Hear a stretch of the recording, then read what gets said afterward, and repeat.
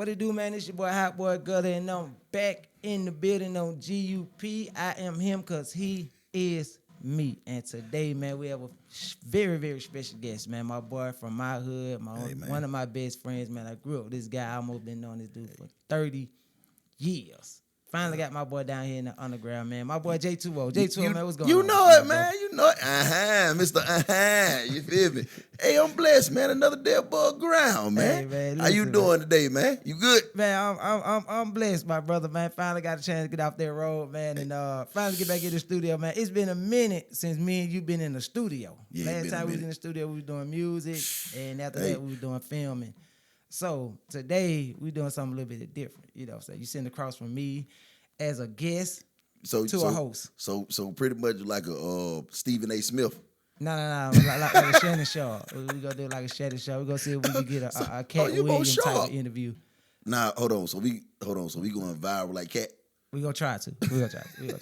So Leo, I got a couple questions for you today, my brother. So the first question I want to get into, because this is coming from when we was 11, 12 years old, right? So me and you met at like 11, 12 years old. We was in middle school. We was in middle school, that shit. So we came up together. We met for the love of music. You know, you moved out to college for a project. I was already out there. We was into sports. You really wasn't into sports like that, but you was into music. I introduced you to music, how to record. We was recording on a cassette tape, taking it to school, trying to get people to listen to it. Nobody wanted to hear that shit. So I want to ask you, you coming up doing music and transition over to filming and acting, how did that come about? How did you go from music to filming to acting?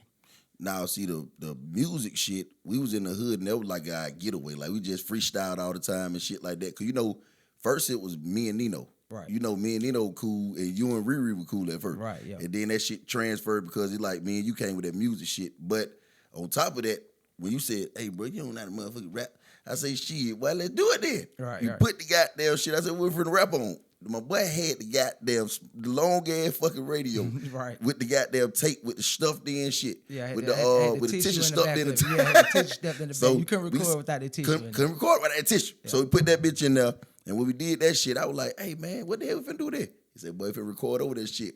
I said, all right, cool, bet. So we went to recording. I said, all right, it might be on to something now. Right. So we were rapping. Took that motherfucker to school. Everybody, man, that shit trash. Yeah.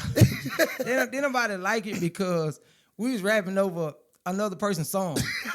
We didn't have no instrumentals, so we might play like some Hot Boys, some Cash Money. While they rapping, we rapping. Hey, we rapping. So we tried to get people to listen to our lyrics, but nobody wanted to hear. What it was? I think it was that Hot Boys shit that we were doing back then too. Yeah, it was like the very first like BG album and you know, Chopper City in the Ghetto type album. So we was just trying to use his beats over his voice, and that shit wasn't working out. And on top of that, it was like after we did that shit, we started pretty much like, I think it was SME years after that. We were doing SME. I was walking all the way to the studio. But listen, when I say walking, I'm talking about walking. I'm talking about from College Park Projects to goddamn Riverdale. Right. 12 Oaks, Noble Oaks. Right. So listen, I'm walking over there. I'm like, goddamn, boy, I'm dedicated. Right. So we dropping song after song. And then the main person who got me into acting was Guttah, because he said, hey, bro, it's the same thing, just transition. Right. We started, when we first started acting, what was my first video that we did? The first video I did was in the project when we did Feeling Myself. That was the first time that I actually was just acting on a video, which is Feeling My Eyes, that goddamn song. That wasn't acting. No, that's acting to me, because that was acting to me. That was performing, like you performing the song. Hey man, listen, man. I had to act like I was cool with that regular ass camera. I had to act like everything was okay. I had to act like that motherfucker was A1. Nigga, we had a laptop.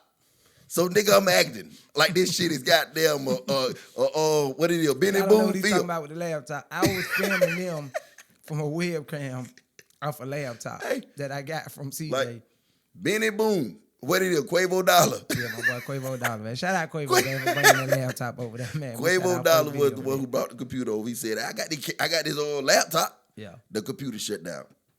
So after we did that shit, the first film that I actually did was the loyalty Yeah. Loyalty over love. Yeah, loyalty over love. So fam. when we did that film, I was like, damn, it might be a move though. But I was in Tennessee. That's the reason I ain't started, because I was in Tennessee. Yeah. You was here. So you and Pluto and everybody were doing y'all were doing the drop off first. Yeah. And I said, oh, damn, the drop off got down there one. Yeah, drop out with him. Man, drop out with him. So I said, oh man, he got killed. He got everybody in that motherfucker. Mm-hmm. So I say, we might be on to something. Yeah. So when I came back to the city, you said, hey, bro, come on, bro, I got some shit wrote. You want to drop shit? I say, bet. Got in there with Pluto. I ain't know that nigga with that dope. Yeah. But now, Pluto him. Pluto that guy. When it come down to acting, Pluto is Pluto. I didn't want to act until I saw Pluto acting. And I was like, hell. And I'm such a competitor. It's like, damn, like, I feel like I pushed him to be as good as he was, but I feel like it was mostly natural. Yeah, like, Pluto was just, I don't know. I think a lot of that was natural. Like, Pluto was already him. Like, he already had it in him. It just, sometimes you just need somebody to push him to that you limit. can sit here and talk to Pluto, and as soon as you say action, you forget that. Yeah. Like you forget, hey, nigga, when you just laughing? Yeah, Pluto snapped right into it. So it's like with Pluto was the backbone of Drop Off. Yeah. Until he got kind of arrogant a little bit. Yeah. And it kind of happens like that. He young, you know what I'm saying? So he didn't really understand the magnitude that he had on the show. Yeah, because he felt like without him, the show may tank a little bit. And I was just like, well, you're a great actor, but it's also a great storyline. You know what I'm saying? Yeah, like you still need a role to play, and somebody have to give you that role for you to play it. And you can't master nothing. There's no such thing as mastering nothing. Yeah, you can't master You can be a great actor, but if you don't have a role to master, what are you mastering? So 1,000%. I think Pluto learned from that. He really became a better person. Like I think that helped Pluto be a better person. All of us really. Yeah, because when he did that like even on Drop Off, Pluto was one of the reasons on top of it between him and the way you pretty much jumped from. Because I know you behind the camera. So it's like me seeing you jump from behind the camera to actually being the character on the camera. Right, yeah. It's like, I'm like, hold on. He had to set this shit up for him to actually be able to jump on there. I wasn't even supposed to be Clay. I didn't even supposed to be an actor. It was a guy at my job. Oh, okay. And we was asking him to do it. That shit was hard. And he didn't come and do it. Because he don't fit that character, though. He couldn't fit it. We didn't know what Clay was going to be like. Like, we didn't know what he was going to be like. It just, when I first did it, we were just trying something.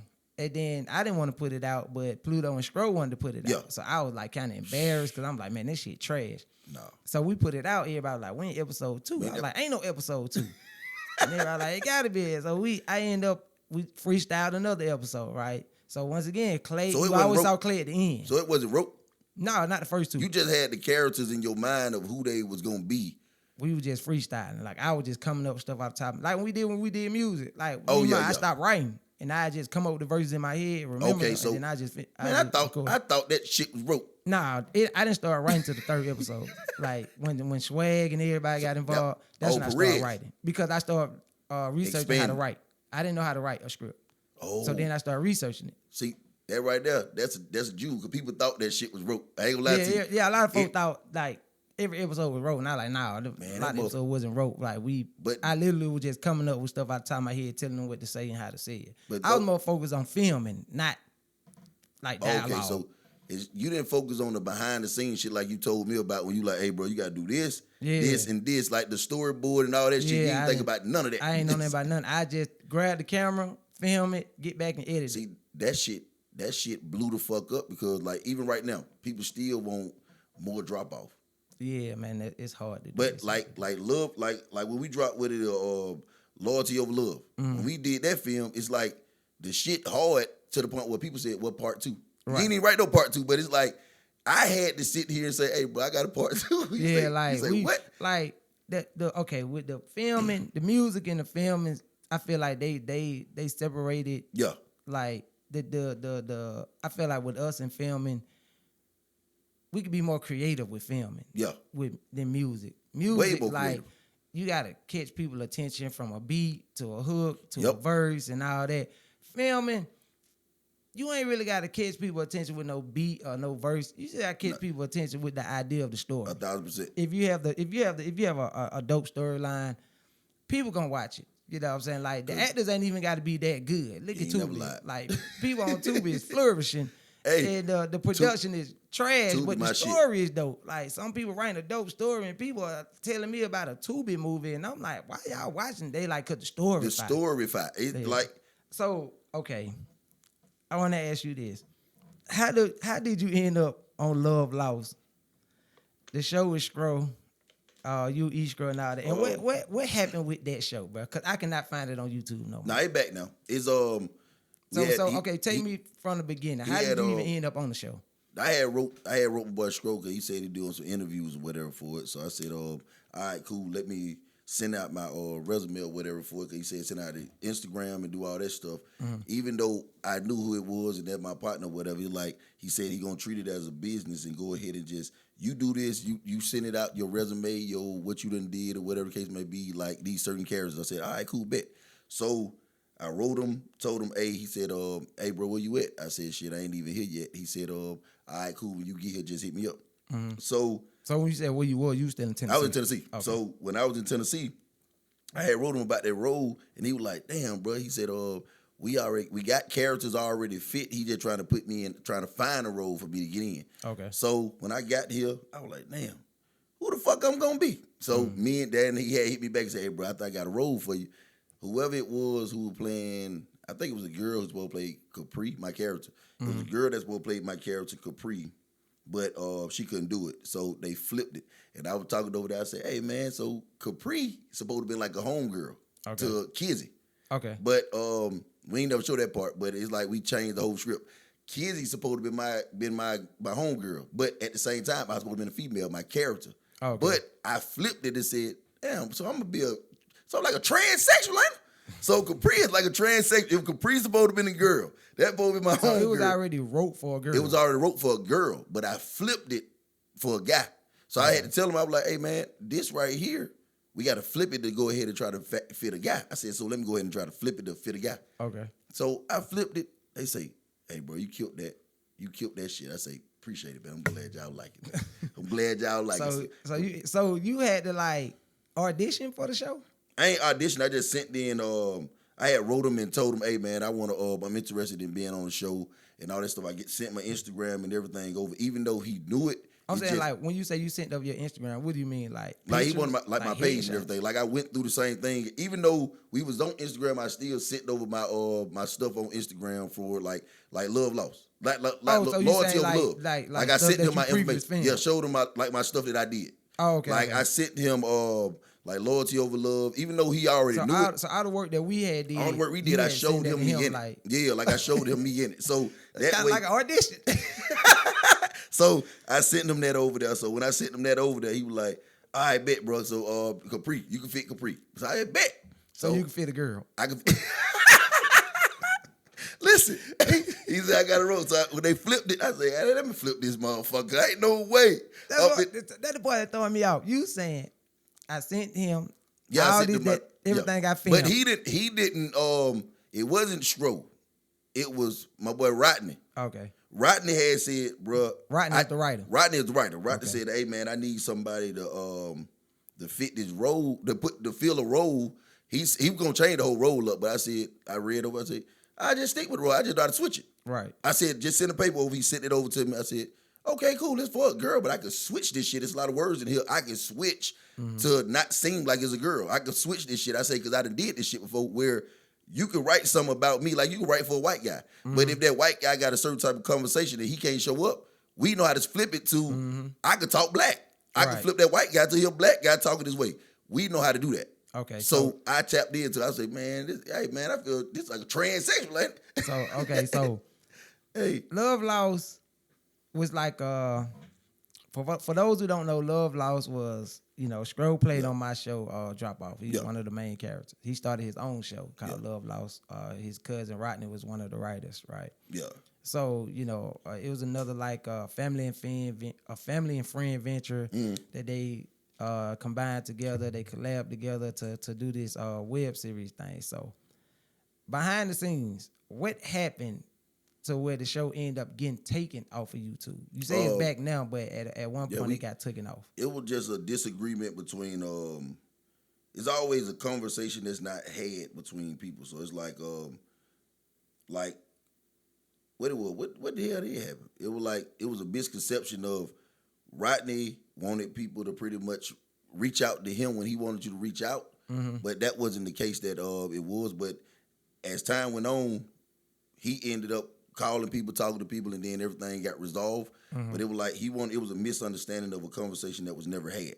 So we had to sit in and have that grown up conversation with everybody. Like, hey man, listen, we grown. We just got to converse with each other, because if we converse with each other, everything will get resolved. It just people got their own mindset. So what the fuck they got that the other person feel without talking to them. Like, don't go off a feeling with me when you just ask me what the goddamn I got going on. Right. If I tell you that I got shit going on with my family, it's nothing against you. It's just I just sit here and process shit different. Right. You can't get mad at me because I isolate myself because my father just had a heart surgery. And if my father had a heart surgery, you can't get mad if I can't make it to your show. Right. That's more important first. Right. So if my father have a heart surgery and I tell you that 9 out of 10, I ain't tell him more so about the heart surgery. I told somebody else about it who's closer. Okay. Like, so when I told somebody else who's closer, so like if I talk to you, you don't want to hear about it. If I talk to you about something, I ain't got to talk to somebody else like let's just say Quill or somebody. I don't got to talk to Quill about it because I'm closer to you because Quill the writer. Right. Quill can write something, but that don't mean that I'm close to Quill like I am with you. Okay, I see. You're the close person, so I'm gonna talk to you about it because I trust you. Okay. I don't trust the other person because I don't know their motive. They might feel emotional about me telling you my personal issues and bring that shit back up later on and say, "Oh shit, boy, that's why that situation happened in your life because you ain't no good person." Oh, okay. What, motherfucker? Okay, so basically you want to keep some of your personal info. I keep my personal info just between partners. People I trust. Yeah, to your personal people. You like what you had going on with them was business. Yeah, it so you like, you know, that this business, this personal. I want to talk to my personal partner. Yep. We gonna keep business. Yeah. All right, so we gonna switch it up. You got anything? Yep. Who, me? Yeah. Oh yeah, for sure. Of course, the podcast. Okay. Everybody knows that. Hey, man, y'all doing great on that motherfucker, though. Yeah, I appreciate it. Yeah. The podcast, man, I'm kind of like growing into this podcast space a little bit. Like, I didn't really see myself doing this full time. It was just a hobby to get my basketball brothers something to talk about, you know what I'm saying? But then after a while, after I, start the research podcast and a lot of stuff like that, it made me feel like I probably can help people like use podcasts as like therapy a little bit. That what it is too. You know what I'm saying? So it's like with that is like I want to bring light to a lot of stuff that go on in Atlanta, but I don't know everything that go on in Atlanta. You know what I'm saying? So it's like East Point, College Park, and shit like it's like I want to talk about stuff that I know about. Yeah. And I want to talk to people that I know they're gonna keep it real. Like I don't want to talk to nobody who gonna be doing shit for clickbait or they just trying to do things for attention, cause drama. None of that, you know what I'm saying? Like, if it's not fun and it's not heavily opinionated, if it's not real, I don't be want to do it. Yeah. But the podcast, outside the podcast, of course, I'm still writing film. I'm getting back into the short film space. A lot of people keep asking me to write web series, and it's like, I'm growing my money, I'm growing my budget for it, to where I can hire people to help me. Yeah, but it's like if I don't have a lot of help when it come down to doing it, cause filming is a lot of work, man. People don't understand. It's fun. Now, don't get me wrong. When you're doing it, it's fun. It's fun. Man, that shit feel great to see your creation come to life. Exactly. That's the biggest thing with me. Like I love creating. So when I can come up with something in my head and actually see it being put to life, that will make me want to keep doing it. But it's like, when you're on everybody's schedule and nobody feel like they're taking it serious as you, it kind of make you take a back seat. So short filming, like with me, you, and I know you said Pluto back. So, we got to go grab my boy Pluto. Me, you, Pluto, my boy Nauticus, Swag, us, we that core of this short film. So, we got to get a couple females on team. Man. Kill and Kamaria, they say they down, but Kill is in another relationship and we all know how that go. Hey, shout out to my girl Kill. Hey, Kill. God damn. I need you to slow down, baby. I need you to date. You keep these niggas off your fucking Instagram. But that my girl, I rock with Kill. I love but yeah, we need that core. Like we had the core with Tip and Body. We had a family, you know what I'm saying? Like it was a family, so it was kind of hard to see Drop Off go because for those weekends that we spent together, just putting that project together, man, the conversation that we had, I miss it. That's what I really miss about filming is doing that. So that's what I'm working on as far as that. Oh, and I got I'm working on doing this King of the Court basketball tournament. So all my hoop brothers, y'all stick around for that. We gonna talk about that a little later. But anyway. So what it is, like a Beasley type thing, like that 1-on-1? Yeah, it's kind of like that, but it's called King of the Court. So it's like we might get like 5-6 guys. Yeah. And all of them play each other. You know what I'm saying? Like 1-on-1. And it's like the last man standing. So is it a prize?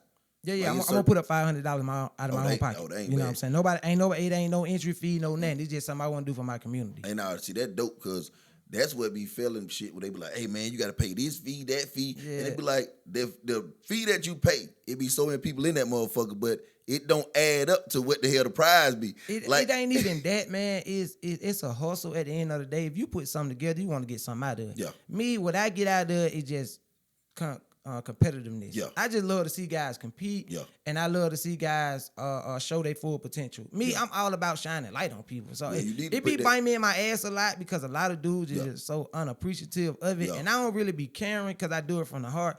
But it's like, that's the reason why I don't do as much as I want to. You know what I'm saying? Like, it's like, I'm going to keep trying. I'm going to keep throwing stuff out there. But somebody always going to be around to mess it up. And then make me go back into my shell and be like, all right, I'm going to leave y'all alone. You and Paul, that right there. Paul, me and Paul. That rivalry, but yeah, me and Paul, listen, me and Paul, me and Paul rival, bro. Like it is.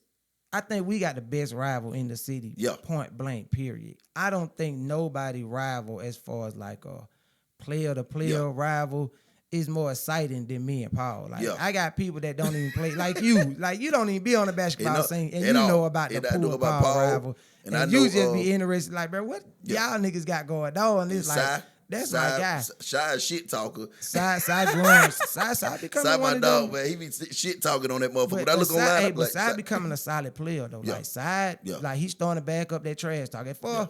At first, Side just used to talk a lot when he winning, and then he'll get his head whooped. But now he's starting to be able to compete with guys to where he ain't got to do a lot of talking. He can back it up a little bit as well. Then he getting inside that winning bracket, so... Shout out to my boy Side, but y'all. First off, for you, man, hold on, we ain't even stop right now. But listen, are you being traded? Are you traded? Are you waving or what they doing? No, man, I opted out. You know what I'm saying? I opted out, man. I chose to take my talent somewhere else, man. With that situation, I try not to speak so much on it because, like I said, I don't like to get into the negative side. I'm just trying to see. Niggas know how I am. Yeah. On the scene, and you know how I am in real life. Yeah, in real life. You know what I'm saying? And it's like I try to keep that real life side out of it. Out of it. You know what I'm saying? Because it's not for that. You feel it's a different version. Especially not for those guys. Hey. Not, you know what I'm saying? Like, nah, it's not for that. So I try to keep it as positive as I can with that. But nah, I opted out. I just didn't like what was going on the sidelines, man. And the guy that's in charge, my boy Bob, you met Bob. Yeah, Bob, I know Bob. You know, feature breaks one time. My boy Bob, man, he just big. I don't know. He just becoming a lot. He become questionable to me. And if I got to question you, I can't be around you. You know. So that's all I got to say about that. But me and you recently had a conversation about relationships. Yeah. And it got real intense. It did. So I need to know, where are you mentally when it comes down to being in a committed relationship? Right now, probably about because I was married. So with me being married, you was married? Yeah. To the girl in Tennessee? Yeah, the girl in Tennessee. I was married to my kid's brother. We were married for like a year. Shit, we were together longer than that. Since I went to Tennessee, we were together. So pretty much about 8, 9 years when I was in Tennessee. So y'all was together 8, 9 years and married a year. We was married a year. Yeah. Damn. Like when I got incarcerated, it was like we got them. You know them jailhouse moments and shit. Like that, right? Yeah. So when I got locked up, I told her we weren't gonna be together in the midst of that, and she got there and said, "Nah, I'm gonna ride with you." So I said, "All right, cool." So when I sat there and went to jail up there in Tennessee, how long was you in jail? The first I need him up there. Don't worry about all that. I need to know how long, because you said that, y'all was having this little jail situation. Like, how long was you in jail for y'all to even have that situation? I was I was going from there for about a good. I was in Tennessee for about 3-4 months before they came and got me. Oh, you was on the run? No, I was on. They said I had a probation violation, so they moved from Sylvan Road to. I had a probation officer over on Sylvan Road. Go all the way down to. They went from Sylvan Road to Garnett. Okay. They moved it to Garnett, so when everybody who ever had a violation, it dinged. It redeemed them as if they never serve their warrant when they got dinged before. Oh, okay. So me, I'm in Tennessee. They got them at a regular traffic stop. I said, all right, cool, whatever. I ain't studying no goddamn shit. They say, you know you're a fugitive. I said, what?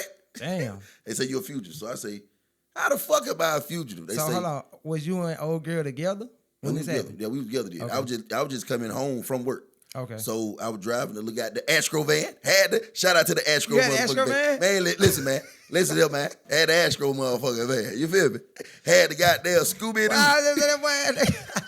A mystery machine. So look, in Tennessee, you can get a car with no license. Oh, yeah, of course. Yeah. So I get a car with no license in Tennessee. So had the Astro van, riding down the hill, riding down that motherfucker, thinking it's smooth. Mm-hmm. The motherfucker roadblock. Pull over, my boy. I said, God damn, let me pull over. Oh. I say, damn, something wrong with my Astro? Something wrong with my motherfucker. No, ain't speeding. That motherfucker like a Geo Metro. Right, yeah, ain't possible. I know ain't speeding. I pull over. The man say, I can say your license registration. I said, sure, here you go. Sat there chilling. I was by myself. I was happy I was by myself. Nigga say, hey, you know it came back that you got a warrant. I say, for what? They say, probation violation. I said, all right, cool. I said, I can pull my Astro down there. Gotta protect. Cause I had to put an Astro so she could come get the scroll. You feel me? So I pulled the Astro van down, dropped off. She said, he said, man, I gotta take you in. I say, I'm pretty sure I figured that part out. Right. Cause you told me if I gotta get out the Astro van, I know I ain't getting back in it. I know I ain't getting back in it. When I got there and got in the car with him, he said, man, this should be easy, said and done if you ain't got no probation. I said, cool. Man, I go in that motherfucker. Hey, man, Georgia kept calling. I kept calling everybody, said, hey, man, don't supposed to be in here. They say, I wasn't even on probation no more. That was the problem. I wasn't even on probation no more. Called everybody. They say, you going to be out soon? Soon, hell. Sat in that motherfucker. Georgia said, I still want them. They got 10 days in Tennessee. On your 10th day, they'll let you out. 10th day, Georgia said, still want them. Repeat them 10 days again. Damn. They did that shit for 4 months. So you sat in Tennessee for 4 months? 4 months. Then when they came and got me in a paddy wagon, they came, boy, listen. When I got that motherfucker, I said, it ain't that bad. Because the nigga who was in that car, he was 98. Probation violation from California. 98 years old. 98. They locked his ass. Oh, hell They nah, locked him up. Me and the dude talking about, he said, we gonna stick together. I say, why? I said, bro, we got probation violation. Oh, motherfucker, you 50 years older than me. You mean stick together? We ain't even got nothing in common. I don't know what you got going on. You know what I got going on. So when we sat in that motherfucker, I sat at Rice Street for another 4 months. So you locked up 8 months. 8 months. Okay, so Shouter stayed down for 8 months. 8 months. Like So we sat there, but my thing was, hold on. Did you propose while you was in jail? Nah, we had talked about it. She talked about it. She had talked to me and was saying, hey man, like I said, when I get out, I said, I got you. I said, I appreciate you for being there. I said, even though I said we weren't gonna be together or whatever, you still stayed here, and I appreciate you for even being there. She said, he said, yeah. She said, I'm thankful for being here because you good or whatever. I said, appreciate it. So she said, what about getting me? What if you do me a favor? I said, first off, marriage ain't no goddamn favor. Let's just get that out of the way. That was the favor? Yeah. To marry her? Let's marry her, which is getting married on a day that we had already set. Like we preset if we got married, we gonna get married on a certain day. Okay. So this before the engagement. This before all that. Okay. This before all that. It's like before all that. Now we had got there, we was talking and shit like that, but we didn't get engaged. We just was so deep into the relationship that it like the shit just happened. Just like being a boyfriend and girlfriend with people. You don't ask that motherfucker, you gonna be my boyfriend and girlfriend. I had to tell this to a girl, bro. Yeah. I was like, bro, you telling me you actually sit down with somebody and say, okay, we boyfriend and girlfriend. It does not work like that. Like, she swore me up and down. I didn't know what we was. Exactly. Like you just go with it. Like you don't put no status on it. You don't put a status on it, but at the same time, it can be dangerous. It could. Because if I tell you, if I don't say that to you, I could turn around and make it backfire and say, we ain't committed. We ain't say we was together. Or if she go talk to a dude. Or she go talk to a dude, she can say the same thing. You so could be like, what the fuck you doing? She be like, boy, we ain't got no status. Exactly. So it's dangerous on that end. But if a motherfucker tell you something different, like, hey, well, I ain't ready, stick with that nigga who said he ain't ready. You can't change that nigga. And she can't change her. I don't agree with that. If a nigga say he ain't ready, no, leave that nigga alone. No, what I'm saying, that's what I said. You can't change that nigga. Like, if you sit here and he say, I'm not mentally ready, If a man not mentally ready, you can't change what the fuck I got going on. Even if we have sex 1,000 times, you could buy me a Sex Porsche. don't change nothing. It don't do nothing for me because at the end of the day, I suppress my happiness for a love of a woman who I care for. Right. Motherfucker don't think about that though. Like men don't care about love. We care about the motherfucking respect. Yeah, we care about the peace, the 1,000%. respect. You know what I'm saying? Like that's basically what it is when it comes to men. But what I want you to answer is, what are you now mentally? If a girl come to you right now, whether you in a relationship or not, are you mentally stable right now to say, okay, I can try that again. I can see myself getting married again. No, I'm already there for that part, which is I can see myself being a husband. Okay. It ain't the marriage part. It's just I want to be a husband again because I love the format of being a husband. Okay. Like many people don't like to be a wife. They just like to be married. Right, exactly. I mean, you know what I'm saying? Right. Like they don't want the responsibilities of a wife. They just want to be. They just want the title. 1,000%. So it's like I want to be a husband. I'm at right now. I'm at a 10 mentally with that part about being married again. You at a 10? With being married again, yeah. Because it ain't the fact that I married the wrong. It ain't the fact that I didn't love marriage. It's the fact that I hated the characteristics of the person I was married to.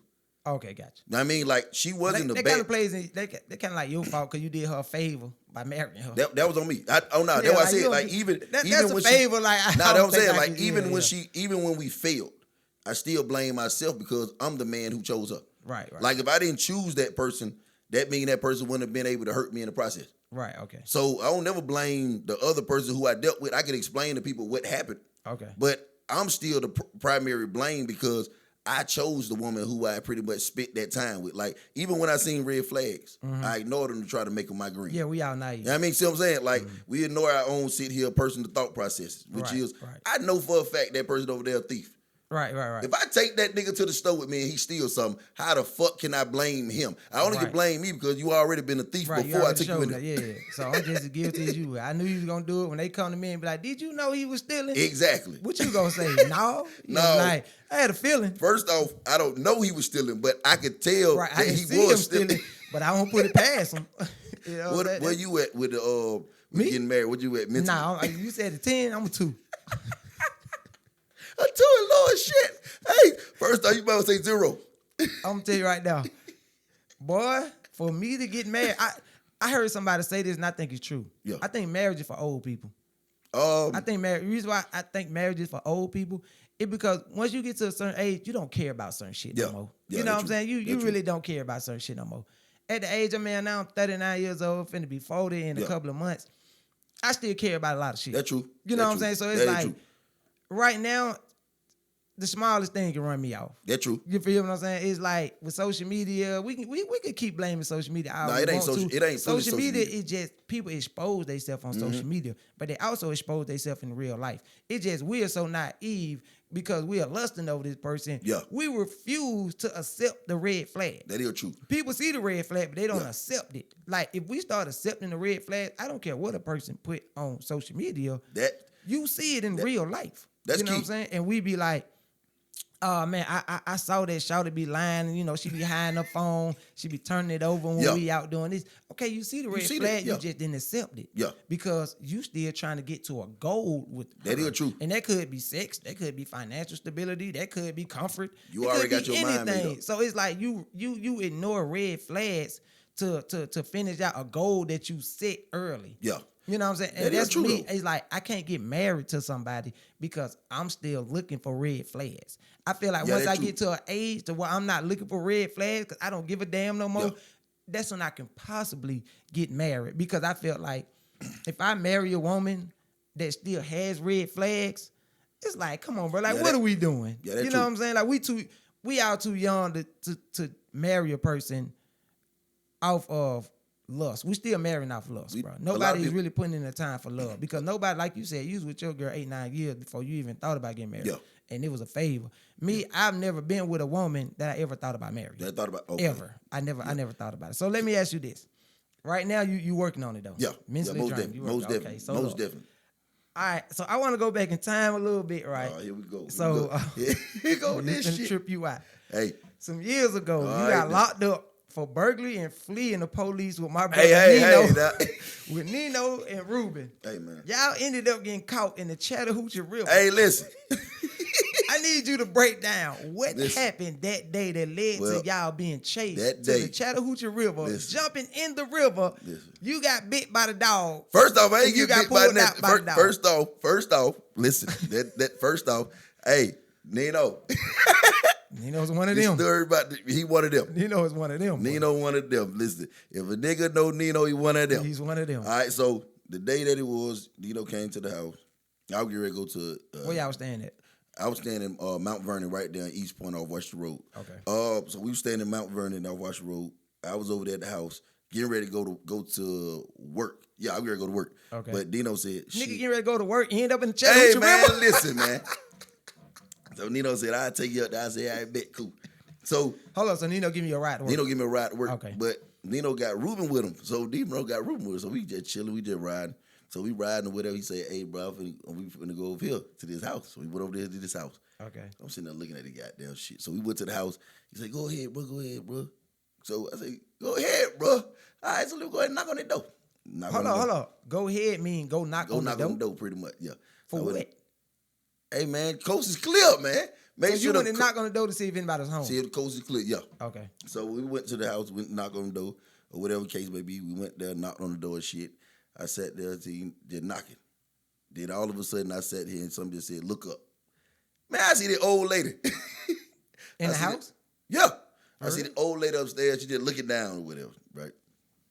So motherfucker sitting here looking down, and in the midst of us got there, her looking down, I'm like, you letting them know. I'm telling her to come downstairs, open the door, because I'm trying to figure out what the fuck I'm here for. Because I don't know. So hold on. I don't know what I'm here for. You don't know what you there for, and you want to knock on the door because Nino asked you to. Hey, man, listen. Hey, that's my dog. I'm going to knock on the door. Hell no, you're a goddamn fool. Listen, man. I don't want to knock on nobody's door because they asked me to. I need to know why. Who am I looking for? Hey, what are we doing here? Buddy, we done did a lot of things together. I know. So my thing is, with me and him doing a lot of shit together, hey, man, you had me knock on that door. You ain't going to steer me wrong, I don't think. But at the same time... I ain't going to steer you wrong. We talk about Nino. So I went and knocked on the door. Nah. So the lady looking at me. I put that, come down the stairs, man. Yeah. She ain't come down White the or black? Step. She ain't come down the step. Was she a white or black woman? She a black woman. Black she woman. ain't come down the steps at all. Now, the crazy part is, the bitch done lied. Yeah, if you see this lady, you fucking lied. So after I got it, I said, hey, bro, it's a lady in the house. Fuck. He said, fuck. So the police ride in. Oh, my God. Listen, Nino say, hey, bro, they want to say, your car stolen. Y'all went and knocked on a stranger house in a stolen car. But you already know. In that moment, it was back in the day where you go and get the car from the car lot. Of course. I mean, I know how to operate. So I'm saying, like, yeah, we went with stolen car. First off, you ain't going to your own shit. What? Even if you go to somebody's house, you ain't going to that motherfucker if you got criminal intent in your own shit. No, of course not. I'm saying, but you said I didn't know. Picked you up to go to work. First off, you in know, a stolen car, and you going to knock on a stranger house. First off, you know Nino didn't have no damn car. So first of all, I knew the car was stolen, period. I'm trying to figure out what the hell would make you say, my brother ain't going to steer you wrong when he's steering a stolen car. Hey, man, listen, first off, don't do that, man. That is wrong, man. Listen. If Nino come pick me up right now, the first thing I'm going to look at is the goddamn key ignition. But he had the key. That bitch peeled. But he had the key, though. That's the key. Yeah, I'm asking a million questions. What I'm saying is, I'm asking Nino a million questions before I get in the car. No, listen. Nino had the key. Mm-hmm. So me seeing a nigga with a key, I ain't thinking nothing because we can't act as if Lisa ain't giving Nino the car for y'all to ride out. So my thing is, Lisa could have gave Nino something, Red could have gave Nino a car, and they could have did whatever. Because guess what? Y'all get keys to these cars if y'all want to drive somewhere. Yeah, we did used to get keys. So my thing, okay, the police pull in. Police pull it. Yeah, like we was at how we bagging out. The police pull out. He said, but they car stolen. Boy, that nigga got there. We was on Mallory Road. Mallory? Mallory. Off Flat Show and Rosa Highway, for real? Yes. We done rolled out that motherfucker. Listen, you know the distance from Mallory to goddamn Chattahoochee. Oh, trust me, I know the goddamn distance. Nino the goddamn, he said, hey, bro, put that seatbelt on, boy. It'll be a ride, boy. So you in full work uniform? Yeah, my boy. Yeah, had the J's on. Jay got them. Jay got the J's Jay got the J, the black and blue motherfucker. Had them. In route of a high-speed chase. So the police pull in, he tell you, Hey man, the car stolen. Cause Put the seatbelt on. We already know, cause I think the lady called the police in the midst of Of course she did. Who the fuck is y'all niggas knocking on my door that I don't know? Of course she did. The lady called the police, and in the midst of we got their ride out. So he told me that car was stolen. I said, all right, cool, bet. So we pull out. Say, all right, cool. He just riding. The police double back. Double back. He followed the car. He said that nigga get too goddamn close with them lights. It's over it. He got too close. Smash out. I said, oh shit. Y'all smashed out. We smashed out. One now, police car behind you. Then think about it. You got to cross over this train track. Oh yeah, for sure. And that's a steep train track. We went flying. Yeah, I was saying it's a steep train track. Yeah. That ain't just no flat. Yeah, that ain't flat. It's got a hill on it. We done turned. He hit that goddamn right. Hit that left. Go down the highway. That nigga didn't give a shit. Dino was out of here. Yeah, Nino wanted to. Listen, he done went flying that motherfucker. We done passed. He said, the nigga right there with the spike. Nino took the fuck off. They tried to throw spikes on the highway. Yeah. So we done went to flying. We went all the way to goddamn. We went to try to get gas at this one place. That's what we... Y'all niggas don't hold the fuck up. Y'all on a high-speed chase trying to stop and get gas? Yeah, we need some gas. We wanted to get some gas. Yeah, we went to a sundown time. We ended up going to sundown time. Then we turned back around real fast from that motherfucker. We went to a little time. We turned off. We ended up turning back on that motherfucker. Yeah. That's how fast. Listen, Nino lost these motherfuckers. Oh, yeah. Nino lost them motherfuckers. We lost them. We got back on the highway. I said, damn, because the town, this is a sundown. I don't give a fuck nobody say, this is a sundown town. This is a racist town we done turned into. So we get in that motherfucker, turn back out. We say, boy, we got to go. Get back out, get back on the road and take the fuck out. Yeah. Fly down that motherfucker, go to that truck stop right there by the goddamn, right there by Ostell and shit like that, by Six Flags. Yeah. Go to that truck stop. I know what you're talking about. We parked right there. You talking about. Hopped out the car. Listen, we tried to go to the little sewer thing that sit up on the ground. We tried to go through that motherfucker and go inside that bit. The bit was stuck. So we had to keep going. We had the little thing that we had that was like you go up under, it's like this table. Like you get up under here. We done got up under there, me, him, and Ruben. Yeah. So we done sat there and Nino said, cut your phones off. Yeah. We done all cut our phones off. Now, we done cut our phones off. The motherfucker came over there with the dog barking and shit like that. Row, y'all. Come on out. Put your goddamn hands up. Now, in the midst of this moment, now listen to y'all. In the midst of this moment, the person who told us to cut our phone off, this is when Young Dro song was popular. Is what? Young Dro song was popular. That goddamn Big Dog. Okay, yeah. Now, the dog's barking. In my mental, I'm thinking comedy. It is this. I'm laughing, but at the same time, I'm like, hey, this shit ain't right. Yeah. So the phone go off. Oh no! They say, come out with your hands up. Oh no, y'all. Home fuck with y'all. Cause I'm a big dog. So Nino's phone is going out. I say, hey, you want to cut the phone off? Yeah. So the dog then grab Ruben. Hit that nigga ass quick. I said, oh. So I'm looking at the dog. Listen, you never know how strong a fucking dog is. Nigga, them canines will pull a person. They pulled that motherfucker. So he pulled Ruben and shit. They done bit Nino ass on the leg and shit. And I'm like, God damn, I jumped in the water. I said, it's time to go. So the dude, as I'm in the water, I said, I'm getting ready to try to swim and go where I'm going. Yeah. That man said, hey, listen, when that nigga told me this, he said, hey, man, you ever seen a floating fish? Wrong direction, my boy. I'm on the way out. Hey, talking about fish don't float unless they dead. You ever seen a floating fish? A floating fish. You worry about my boy. I'm coming. Fish don't float unless they dead. All right, I'm on the way out. Call your dogs out, my boy. Call the motherfuckers, yeah. I'm on the way out, my boy. Let me head on out of here. All right. Went to the car. Y'all get caught. No, but they ain't crazy, boy. My cousin Chuck, he told my mama, he said, hey, I think that your son on TV. He said, I remember y'all was on the news. Yeah, he said, I'm going to call you back in a minute. Yep, that's your son. He said, your son on the news. Your son on the news. Chattahoochee River. Chattahoochee River. Trying to get there, go to work, end up in jail. Try to go to work. So how long was you in jail for that? How long were we in that motherfucker? They give like a year. Like y'all said, y'all probably like a year and a half, something like that. Yeah, before y'all end up getting out there. So all right, so I want to ask you about this. Now we gonna go back a little bit more. when my cousin got shot at your auntie Tammy's house, right? Chaos. Yo, Booger. Yeah, my boy Booger, man. What was you when you received the phone call and what was your reaction to it? I was at when I got the phone call, I was at Tammy's house. You there with us, right? Yeah, I was at the house. Okay, so yeah. But I thought I was tripping. I was like, bro, I was at the house. I didn't go to the court, y'all. Like, y'all went to the court. I didn't go to the court. I stayed at the house. I just stayed back at the house. So, okay. I was in the living room. I was in the living room at the house. And y'all came in, and when y'all came in, it was like the gunshot came straight through. I was like, oh, what the fuck? I was in shock when I seen that. Because I think about all that goddamn blood just sitting there. We fucked up. I was like, God damn. All right, so let me give y'all a backstory of what we talking about, right? So I'm like 17 years old. Yeah. My cousin like 15. At this time, Clayton County on fire, right? All type of kids getting shot, like clicks after. We didn't do the gang banging. It was click after click after click. So something happened with Nino, my brother, with the same Nino that he was in the Chattahoochee River with. Something happened with him and my boy Riri before me and my cousin even got there. They got into it with some boys. We had no idea. We go over there to play basketball. We come back from playing basketball. We standing at the window. The window is no blinds, no curtain. You can see straight through the house, right?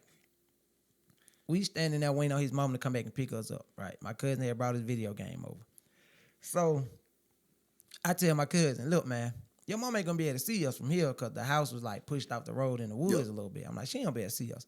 We got to go out there and stand there on the side of the street. So we finna open up the door to go out and meet his mama. He said, hold on, let me get my video game. Yeah. As soon as we turn around to get the video game, they start shooting through the house. Right. I'm standing right beside my cousin. Like when he got hit in the back of his head. And his like brain fragment, all his blood hit me. So, you know, the shots came so fast, I couldn't move. Like I got stuck trying to duck. So the shot stopped for a second, then they started back ringing again. So I run and jump behind the couch, right? I get up, I yell for everybody. Nino, James, Riri, Booger. Everybody responded but Booger. Yeah. So I'm like, Booger. I get up, I look, my cousin laying on his back. And he got a bullet, he got a hole in his forehead, right? The hole ain't really bleeding like that. You know, so you just see like a knot, but then you can't, you know, you don't really see a lot of blood flowing from it.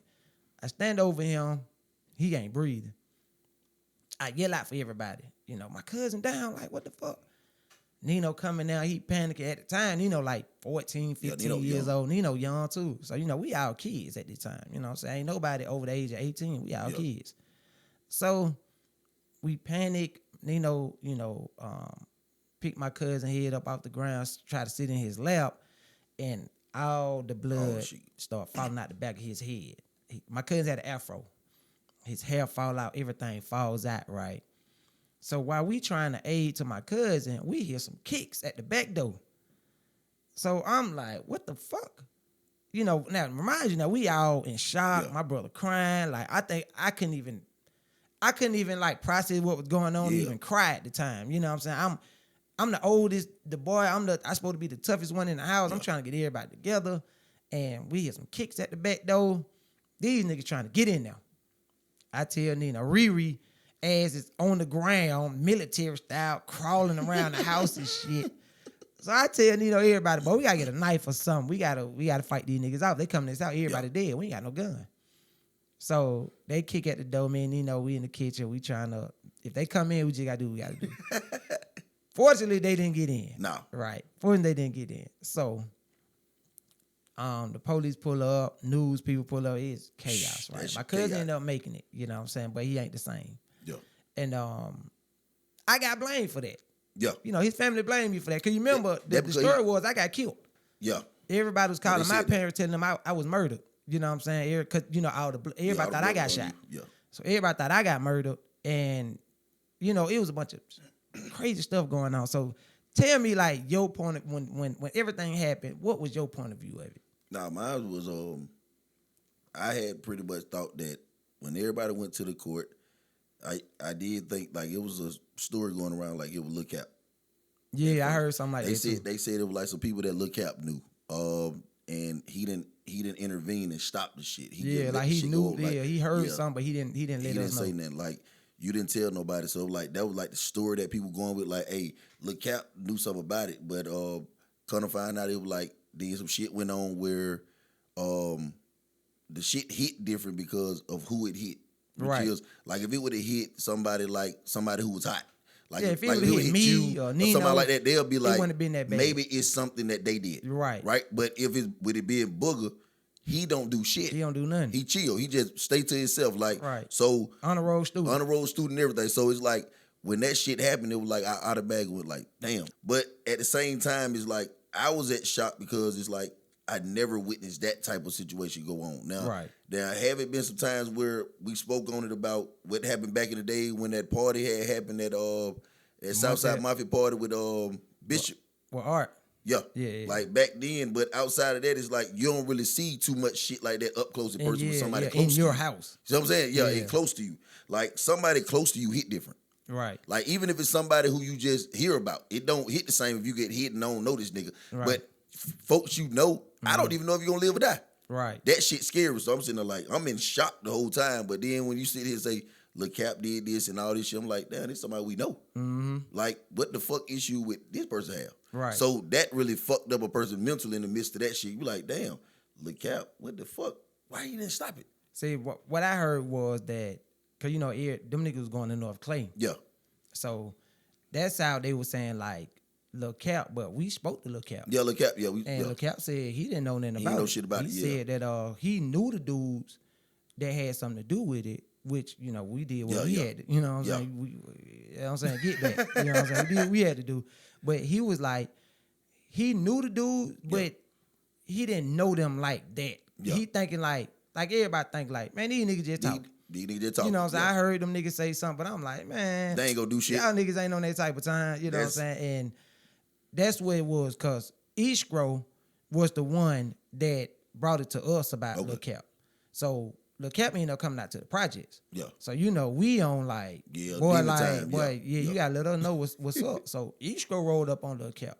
Yeah. You know what I'm saying? And we talked to him, and he was like, first he sent this condolences, like, bro, you know, that's fucked up about your cousin. Yeah.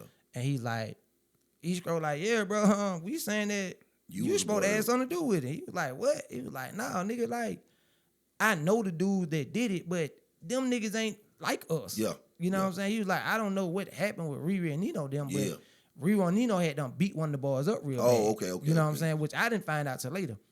They had done beat the boy up real bad. Okay. So, you know, he was pressured into doing that. You know what I'm saying? So it was like that embarrassment. Yeah, not even that. Like the dudes pressured him to do that. You know what I'm saying? So you got now you got to go. You saying this, that, and the third that you about this, that, and then these dudes come with you and like, oh yeah, you better do it. You know what I'm saying? Whatever. So that's the story that we got behind it, and you know that way clear Lil Cap, because we end up getting information from it. That's how we knew who to go after. Cause you know that house set.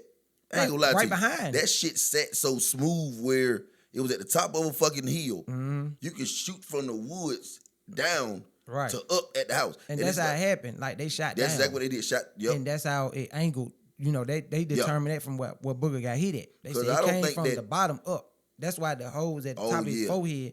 It went through the bottom of you know what I'm saying, close to his neck, and it came out the top of his forehead, because they was like, he got hit from an angle. You know, when the detective grabbed us, the first thing they brought up was Hit Squad. Yeah. Because Riri yelled that out. Riri was like, oh, I'm finna call me Hit Squad boys. And they just set everything out, because at the time, you know, the squad was on fire. Yeah. Mafia on fire. 220, Black Mob. All these clips, bro, was on fire, in Clayton County. You know what I'm saying? So it was like, that would really like put us on the news and everything. So the news even put out that I got killed and all this stuff, and it was like, they don't know what the fuck they talking about. They talking about it's a gang initiation. He was at a party. Yep, they said that too. They said a lot of shit on that. A bunch of stuff. That's why I do not listen to no news, because I'm like, bro, y'all folk just said a bunch of stuff that did not happen. Yeah, none of this shit happened. My cousin had nothing. Me or my cousin had nothing to do with what Riri and Nino did. We didn't even know. Riri said he got some niggas that want to hoop. We went out there to hoop, and we was on our way back home. We couldn't even make it back home. So, yeah. With that situation, you know, shout out, my cousin Boogie is still living, man. My boy, soldier. What's your mental when it comes to that? Like, I know with you being right beside it, what's your mental when it comes to Ah, it? boy, you know what I was on. See what I'm saying? You know what I'm saying? Like, So it was like at that time, yeah, we had to get some get back for now that. I'm talking about like right now. Like I know, like with certain shit, like certain things, like with Chester passing, Yeah, like with and I was laying, but with all that stuff, like Chester, it's like it still replays.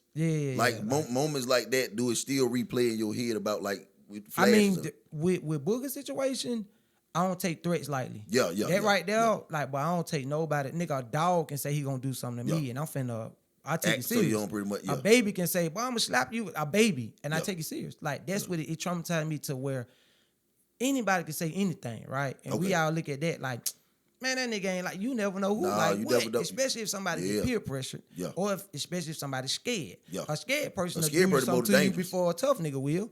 So it's like, I don't take nothing lightly. Like if somebody say they gonna do something to me right now or back then, I'm coming for you like right then and there. And it ain't even on no mob, nothing like that. It's just like, I don't play with it because I don't know what you'll do, you know, and I take it serious. So it's like my mental went to a whole, you got to think about it. Me and, you know, you got to think about the stuff we started doing after that. Think about when we was on Boulder Crest. Eagles Run. Think about what we was doing out there. We was going up to McNair High School. Exactly. You know what I'm saying? All that stemmed from what happened to Booger. Cause you know, we were just fighters. You know what I'm saying? Like we cause up at Eagles Run, that was what Mike them the New Orleans niggas. New Orleans. That was the New Orleans, you know what I'm saying? Niggas, and it just matched how much stuff that we did on Boulder Crest. Whole bunch. Yeah, like all that came like a little bit after Booger got shot. It did. Right after Booger. It was like 2 years or something like that after Booger got hit. Cause I was like 19 when we moved over there. With Will and all that shit. Yeah, cause you remember after Booger got shot, that's who I want to stay with. Cause you remember they put me on. They was looking for us after what we did. Yeah, Theo had it. Theo came and got me. Don't bring that shit out here. Yeah, he said don't bring that shit out here. So it was like he brought me out there to get me away from it. Cause you know them folk looked at me as a little different. So it was like I went out there to change my life. And it just made it worse because it's like, I can't do this suburban life. I'm from the hood. I'm from the street. It's too quiet out here. It's quiet, boy. And it was like, I just couldn't do it. So me and my uncle ended up getting into it because I just wasn't accustomed to it. You know, I wasn't like disrespectful, but I just wanted to be outside. You know what I'm saying? And we went to Eagles Run on Boulder Crest. If anybody from the east side know, y'all know what we talking about. This was back in like 2004, 2005. Man, no, it's like 05, 06, around that time. Around like 05, Eagles Run was different. So it was like, we was out there with them New Orleans niggas. We was out there just terrorizing shit. So, but we ain't gonna get too deep in that because there was a lot of stuff that happened that did not get resolved. Hey, listen, let me tell you something. It was a girl out there. So Regina. Oh, we can talk about it. I told my girl about this the other day. I said, I could tell that quick little story. It's crazy you brought that up. I wasn't even talking about it, but I had just told my girl about that same story. I swear to God, I just told like 2 days ago. I told her about that. Bro, it was this girl that she was probably like the finest girl out there. All the dudes wanted to talk to her. But it was the dude from New Orleans, bunch of New Orleans folks out there now. This is around Katrina time. Like they was out there living out FEMA. His name was Hollygrove. We didn't know his real name, but he always walked around with his Lil Wayne shirt on and it said Hollygrove. So we called him Hollygrove. So the girl Regina, I don't know if the girl was crushing on me or not. I don't know. All I know is that she used to always bring my name up. She used to always bring my name up. So one day I get back from the mall. I come back to the apartments. The girl Al was talking to. That was I forgot her name. I forgot her name, but I know. She tell Al, hey, when Pooh get back, tell him Regina said come down there to the crib. I get back, I go down there, holler at Regina, knock on the door. Remember back then, they doors didn't open. No, they didn't open. You pull it out from the outside. You pull it. So the door unlocked. I pull the door. The nigga Hollygrove come to the door. So Hollygrove like, man, what you want? Like that. I'm like, Regina was looking for me. Like that. I ain't down there on no bullshit. Shawty said she was looking for me. I'm trying to see what's up. She said Regina looking for me. So Regina come to the door. She like, oh, now I was looking for, trying to see if you'll burn me a CD. But I got it. I'm like, okay, cool. So the nigga Hollygrove was like mugging me down, like, and the nigga was like, hey, bro, don't come back down here no more. And slammed the door in my face. You know what I'm saying? So at the time, you know what I'm saying, this right after the Booger got hit. So I ain't going for none of that. Walk back up there to the apartment, feeling lame as hell. I felt like the biggest square out there. You know what? Yeah. And he didn't do that. He just slammed the door. Like, you know what? All right, bet. I walk in, all y'all niggas in there. I walk past all y'all niggas and start changing my clothes. So Lil Kenny come there and say, bro, what you ain't changing clothes for? What happened? Don't worry about it, bro. So Mike like, bro, you ain't gonna do nothing. I said, well, you mother know who the fuck you talking to like that. So all y'all mob back down there with me. Y'all. So we go back down there and knock on Regina door. Regina don't come to the door. The girl who sent me down there knock on the door and like, hey, Regina, I'm trying to come down here and get some. Regina open up the door for her. Soon as Regina opened up the door, I grab Regina and yank her ass out the house and throw her down the little walkway, right? You, Al, Lil Kenny, and Mike right it there. Y'all start jumping on Holly Grove. Now, this is what I want to ask you, right? This is the funny part. How the fuck did Holly Grove slam you on that damn TV? Like, hey, first though. It was y'all remember them big screens, old model TVs, they sit on the floor. 2.O running now. He want to be the first one to, you know what I'm saying, do what he got to do. And Holly Grove scoop slammed it. He like pick him up by his legs and run him into the TV to where the TV fall over. Listen. Bro, what the hell happened? Wouldn't focus. I ain't tell you that much. I wouldn't focus in that moment. You know what I mean? I was sitting up there for my boy. Now remind y'all, it was my battle. It's my fight. I yanked Regina out before I could go in the house. These niggas done ran in. Regina done grabbed me. I can't remind y'all, the door is a pull. They holding the door. I can't get back in there. I just hear commotion. That's a bad decision making. By the time I get in the house, this nigga right here is over the ground. The TV is over the ground. They whipping on Holly Grove, whatever. I ain't get a chance to touch the bag. Listen. So I'm laughing. I'm like, what the fuck? You didn't need to do that. Because listen. I didn't. Listen, I just had a showtime when that nigga threw me into the TV. Yeah. That nigga put me in that goddamn TV. I said, listen, man, this is disrespect. That shit was very disrespectful. Right? In that moment, my life flashed. I say, what did he just do to me? Bro, that TV. Bro, Regina was so mad. She like, but my mama didn't go beat my ass. Bitch, they ain't got nothing to do with them. They got nothing to do with them. I'm glad you brought it up. But anyway, let's switch it. Because like I said, all those problems did not get resolved. You know what I'm saying? Some shit happened after that. Yeah. I don't want to tap into it. It got serious. It got real. Yeah, it got real. Yeah, Something happened. We gonna talk about that because nothing got resolved from that. Yeah. So, but let me ask you this. Not too long after Booger got shot, you know, Booger recovered, the detective telling everybody he gonna die. My cousin ended up making it. They praised me and Nino for saving his life, right? Yeah. I just give God credit, you know what I'm saying? Most definitely. After that, our boy, my best friend, your cousin Riri, get locked up for murder. Yeah, that shit fucked me up.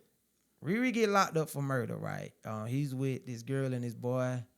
They go in and rob this old white man, and some happened to where this white dude ended up getting tied and bound into the garage of his home and get shot in the head. Now, we don't know who shot the man, but Riri, his cousin, my best friend, the dude and the girl end up going to prison, right? Yeah. So, what was you when you got that phone call? And what was you thinking? I was at Auntie Trina's house, and which is Riri mama. Yeah, Riri mama. I was at Auntie house, and when I was at Auntie house, we was on Walker Road off of Walker. We were on Walker Street. Talking about Main Street. Main Street. We was on Walker Street, off Main Street. So we was living in apartments right there with Yellow Boy. I know you're talking about. So we lived over there. We was over there, and when I got the call, when they told me, they were like, "Hey, Riri just got locked up or whatever for them trying to use the credit card." Yeah, at Greenbrier. At Kroger. No, they was at Kroger's. They was at Kroger? Old National. They was at Kroger's Old National. Oh, shit. So they tried to use the Old National use the credit card. So when they did that shit, I was like, damn, that shit fucked up because Riri had just called everybody. Like, he was telling people to come pick him up, but nobody came to pick him up or whatever. So he hit me up, said, "Hey, cuz, I'm finna head over there or whatever." I was like, all right, cool. Yeah. He never just showed up. But him and the dude, him and the dude went to rob somebody. When they went to rob him, I'm cool. Dad, don't get me wrong. My cousin would rob you all day. Yeah. Riri. He would rob. Yeah, Riri became he ain't the murder part. I was like, yeah, that's the other person. I said, I don't give a damn how mad he get at you. He ain't finna shoot you. Riri shoot nobody tied up. Yeah, I can't see him do that. When he said he went to rob somebody, pretty much like he went to rob him, the guy didn't have nothing. He had like that's when he got to the modern day, which is credit cards. He like all my shit on my credit card. You can't do shit with a motherfucker with a credit card because he can either put it backwards and make the police come or whatever the case may be. Right. You got to take him with you to go and use his credit card. Right. So he got there and said, "Fuck it, I'm finna go to the car." Riri was the driver at first. He went to the passenger side. Right. When he went to the passenger side, the dude came out after he done shot the dude. He asked the dude, "Hey, give me what you got." The dude ain't have shit. He pistol whipped the dude and then shot him in the head. Yeah. So one bullet to the head and he walked off. Yeah, he's over it. So he went to the car, went to the driver's side, and they pulled off or whatever the case may be. So the blood splattering shit like that was on the driver's side. But they still held Riri due to the fact of being accessory to the crime. Being there. Like you just as guilty. You don't call Pretty the police. You Pretty might much. pull the trigger yourself. So it's like that shit fucked me up because it's like him, Guttah, they always been the ones that I talk to on a consistent basis. Right. So it's like with them two motherfuckers gone, it hit different. Right. So like, I was gonna ask you about that. Like, you know, after Riri and my that part shit of hurt. it, like Riri's my best friend. Yeah. You know what I'm saying? We was yin and yang. Yeah. And it kind of hurt my feelings because Riri was supposed to come stay with me and my Yeah. daddy. And when I talked to him that morning, he was bragging about having some money. You know, we were all working at the airport at the time. We all was at the airport. And me, you, Guttah, all of us, everybody was at the airport. And I'm jealous, you know. He's like, yeah, man, we out here, you know what I'm saying, blowing it money, doing that. I'm jealous. I'm like, damn, like, I'm at work. You out there blowing a bag. Blowing bag. Man, by the time I get out of work, get back to my dad's house, I supposed to meet up with Riri. So I go help blow the bag with him. My daddy like, hey, Pooh. And at the time, it was VHSs. It was you know what I'm saying? It was, what VCRs. That's exactly what we had. They had the VCRs back then. And my daddy used to record a lot of Everything. stuff on them VCRs, right? So Riri, by the time I get out, he get caught. Yeah. Hey, Riri on the news. I get home, I'm trying to change my clothes to go meet up with Riri. My dad like, hey, Pooh, what's Riri real name? I'm like, Rodriguez. He like, Rodriguez Watts? I said, yeah. He said, man, he on the news for murder. I said, what? I just talked to Riri. Yeah. I'm finna go meet up with him. He was like, no, you ain't. He was on the news for murder. Oh, yeah. My dad said, I recorded it. My dad rewind that damn VCR tape, played it back. But there go Riri. Only got there. I said, damn. So what made it crazy was Trina called me, cussing me out. How the fuck did you get away? Where the fuck was you when Riri got caught? Because you remember me and Riri yin and yang. Yeah, you never seen one without the other. So Trina already thinking like when she heard about the other guy, she thought it was me. Yeah. And I'm like, what you talking about? She was like, how the fuck you get away? And what the fuck did you and Riri do? I'm like, bro, I don't even know what the hell you talking about. Like, I'm dead ass here. I don't know what the fuck you talking about. She like, so you went with Riri when they got caught with the car? I said, Trina, I was at work. I still got, you remember back then you clock in, clock out, they give you that little receipt. Yeah. I said, bro, I got my clock in and clock out sheet. I was at work the whole day and I'm in the airport. They got me walking out through the airport on camera. So I don't know what you talking about. So it was just kind of crazy that all that happened. So with that happening, a little bit after that, with some years after that, we lose our girl Guttah. Yeah. You know, that fucked me all the way up. Yeah, that right there kind of like that put me over the edge because Guttah was lovable, crazy, retarded motherfucker. Like, and don't give if you did not love Guttah for who she was, you didn't love your damn self. I'm sorry. Guttah was one of those persons you just couldn't help but to love. No, you it's just so. I want. Okay, let me tell you my part. Then I'm gonna ask you about your part, right? Because you the one called me. Yeah. It's what, February. I forgot the day, but it was like 2 days after Guttah's birthday. She was out celebrating her birthday. I'm asleep. 5, 6 o'clock in the morning. My boy J.2.O called me. I'm like, yo, what's up, bro? First of all, I'm like, he called me 5, 6 o'clock. You know, I think I gotta go pick the nigga up or something. What going on, bro? He like, bro, Guttah dead. I'm shook. I'm like, what? What you just say? So I get up, go to the bathroom. What you just say? Bro, Guttah just died in a car accident. And Molly is her sister. Molly was driving. So I'm like, it would just not click. Like, what you was telling me was not clicking. I'm like, hell no, like that. So that the call I got. Tell me about the call that you got. I had just got off work. I went to the house, went to sleep. My mama called my phone, which is My phone, goddamn, you ain't gonna hear shit because I be like, I don't be having that bitch on ring at times. I be like, fuck it, because I don't like to hear bad news. Right. Yeah. I just don't like my phone. Every time somebody call, I feel like it's always bad news. Right. So I put my shit on there, and then I sat here and I was laying down, just got off work, I went to sleep. Now they called my kid's mother, the one who I was with for all that time. They called her. It was 4:00 in the morning. Yeah. She soon as she get on the phone, she said, "Hey, Fat Dell, let me talk to Fat." My mama called. So I got the phone. She said, "You need to answer your motherfucking phone. Like, goddamn, when people try to call you, you need a motherfucking answer." I say, "Mom, what's going on? I just got work." Yeah. She said, "No, I got important shit you need to goddamn here. You need to answer your fucking phone." I said, "Mom, I was at work. Yeah. I just got home. What is it?" Yeah, like, what's going on? Keita got in the car accident and she died and everything like that. Her and Molly was in the. I say, "What?" Yeah. She say, "No, her and Keita was in the car together and Keita had died." I say, "Mom, I ain't got time to be playing, Mom. Not right now." Right, yeah. I said, "I don't know what type of joke this is, but Right, she said, yeah, I ain't fucking playing. Keita died." So I grabbed the phone and threw it to the wall and just broke it. Like, that was my kid's mother phone. I broke it, threw it to the wall. She was like, "That was my fucking phone." I said, "Man, I don't give a fuck about that right now." I'm pissed off because what my mama just told me is Keita dead. Right. She broke down. Right. Like, my kid's mother broke down instantly when I said that too, because she said, I said, "What you crying for?" She said, Keita meant the word to everybody. Man, to everybody. Yeah, I mean, she said Keita meant the word to everybody. She said, even in our relationship, Keita was a thread that kept it together. Right. For you to have somebody you talk to every single day to be gone and taken away, it's like she was on the path of saying 2 days after. 2 days after her birthday. She's still celebrating her birthday. A sunrise and a sunset is two different things. 2 days. It's 2 days apart. So February fucks me up. And then guess what? Valentine's hit. Right. So it's like, how can I be excited about Valentine's when I'm still hurt? Right. Like you still can sit here and say your wounds is healed, but your wounds don't really heal. They just pretty much, it's a lot of damage behind it when that person that special. Right. The closer a person is, the longer it takes for your wound to heal. Right. Like, you just realize they not there physical, but it still be hurt. Yeah. Like, Keita fucked me, like, right now, between Keita and then my grandma passed, I ain't gonna be James no more. I ain't gonna be nothing. If Grandma Betty passed, I'm gonna be mentally fucked up to the point where it's gonna be hard to even figure out how to get me back. Like, yeah, it's hard to put them. You know what I'm saying? Like, together.